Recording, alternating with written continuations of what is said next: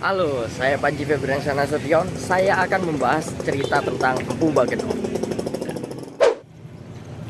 Nah, kita sudah berada di depan Masjid Agung Bangkalan. Sedikit fakta menarik tentang Masjid Agung Bangkalan, bahwasanya dulu masjid ini tidak diperuntukkan untuk umum. Namun hanya kaum bangsawan saja yang boleh masuk ke Masjid Agung ini. Semenjak pemerintahan dari Sultan Abdul Qadirun, maka masjid ini dibuka untuk umum dan tidak hanya diperuntukkan untuk bangsawan lagi. Itu adalah fakta menarik tentang Masjid Agung Bangkalan. Tetapi bukan Masjid Agung Bangkalan yang akan kita bahas dalam video saya ini. Yang akan kita bahas dalam video saya ini merupakan salah satu tokoh yang kurang terkenal di Bangkalan namun berjasa besar, yakni Patih Empu Bageno. Seperti apa cerita lengkapnya? Langsung saja cekidot. Nah, kita sudah sampai di area makam agung, di mana area makam ini merupakan area makam raja-raja terdahulu. Tepatnya ada 3 raja yang dimakamkan di sini, yakni Pragalbo yang dikenal juga sebagai Islam Ongku, kemudian ada Raden Pratanu, dan yang ketiga ada Raden Koro.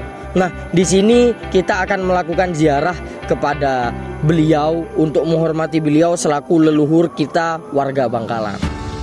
Seperti yang kalian lihat, di sini tempatnya cukup rimbun dan cukup lestari karena ditumbuhi oleh pepohonan-pepohonan yang rindang seperti ini sehingga sejuk di dalamnya.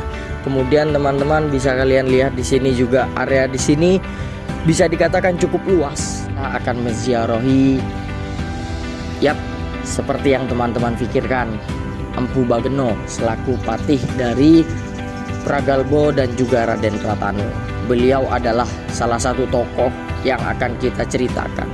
Beliau adalah inti dari cerita video saya kali ini. Baik teman-teman, ikuti saya untuk ke tempat selanjutnya.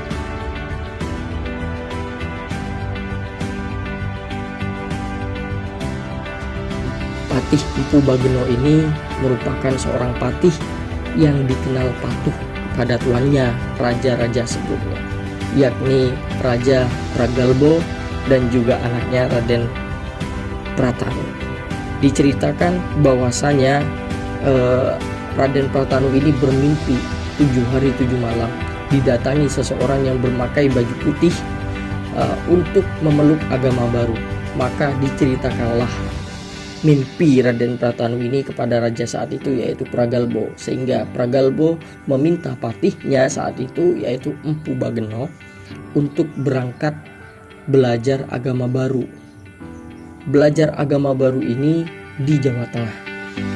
Diceritakan juga bahwasanya Patih Empu Bageno ini merupakan seorang patih yang sakti mandraguna, sehingga beliau melintasi lautan untuk pergi ke Jawa Tengah dari Arusbaya dengan cara terbang, karena beliau sakti mandraguna.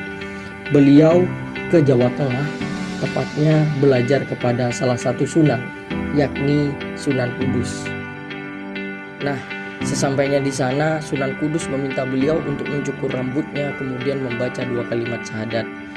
Setelah itu beliau akhirnya resmi menjadi murid, dan ketika hendak kembali setelah berguru, beliau bingung bagaimana caranya pulang. Akhirnya dimintalah Empu Bageno untuk berdiri di atas pelepah kelapa dan menutup matanya.